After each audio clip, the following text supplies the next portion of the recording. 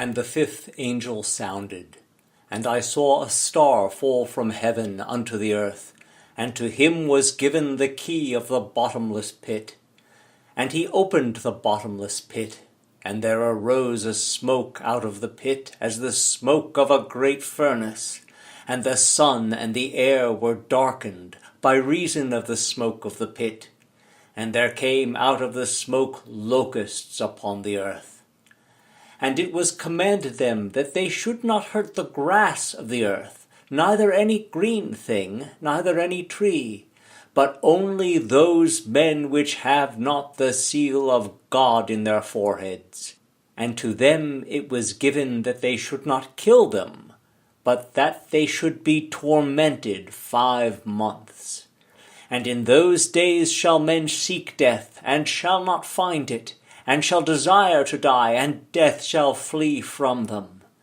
And the shapes of the locusts were like unto horses prepared unto battle, and on their heads were as it were crowns like gold, and their faces were as the faces of men, and they had hair as the hair of women, and their teeth were as the teeth of lions.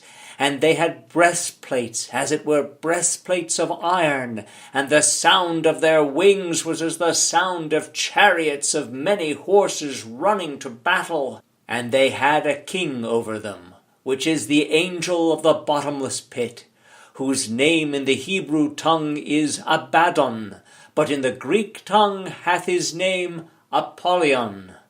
One woe is past, and behold, there come 2 woes more hereafter. The star which falls is actually another angel descending to earth. The potential equation of angels and stars was made in the first chapter, when we were told that the 7 stars were the angels of the 7 churches. The illustrator, who took the star for a star, has solved the problem of how to put the key in its hand by placing it instead in the hand of the 5th trumpet angel. Here, as if in a modern horror film, monster insects are released from hell to terrorize humanity. And the 6th angel sounded, and I heard a voice from the 4 horns of the golden altar which is before God, saying to the 6th angel which had the trumpet, Loose the 4 angels which are bound in the great river Euphrates. And the 4 angels were loosed, which were prepared for an hour and a day and a month and a year, for to slay the 3rd part of men. The unleashed angels will begin an international war, to be shown in the next illustration. These military spirits are located on the Euphrates, in an allusion to Babylon, which was, for the biblical prophets, an all-purpose symbol of evil foreign nations. And the number of the army of the horsemen were 200,000, and I heard the number of them.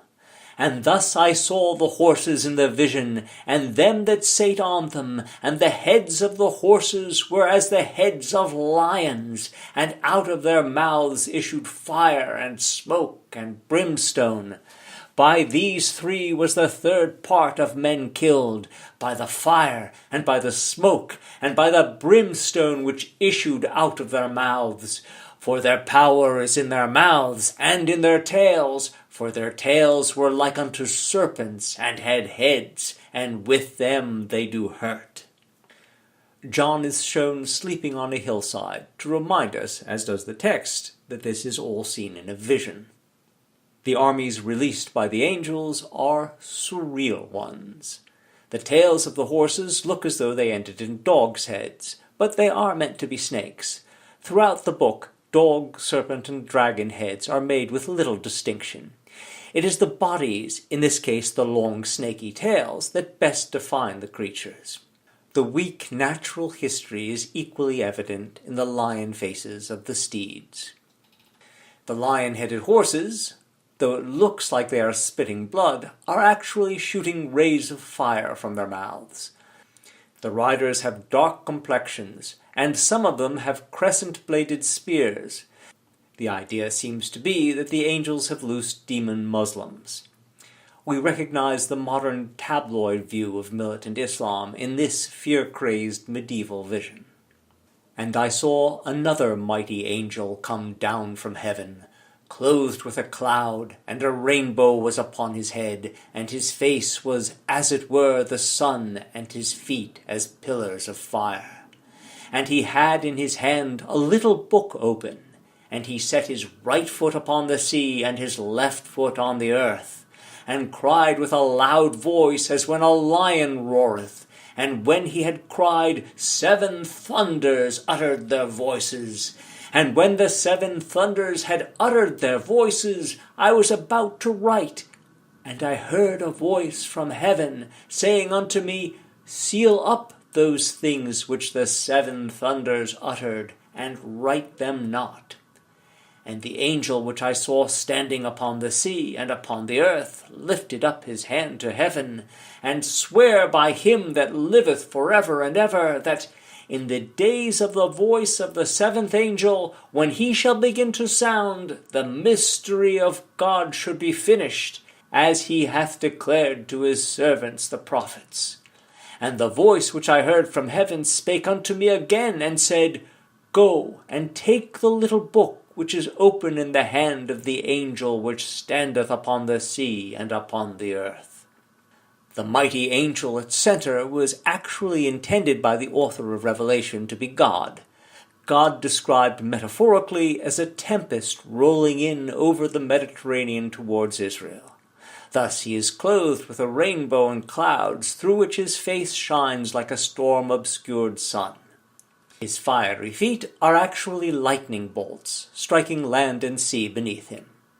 None of this was clear to the artist, who arranged all the attributes beautifully in a static, symmetrical picture, suggesting the whole world more than a particular atmospheric disturbance.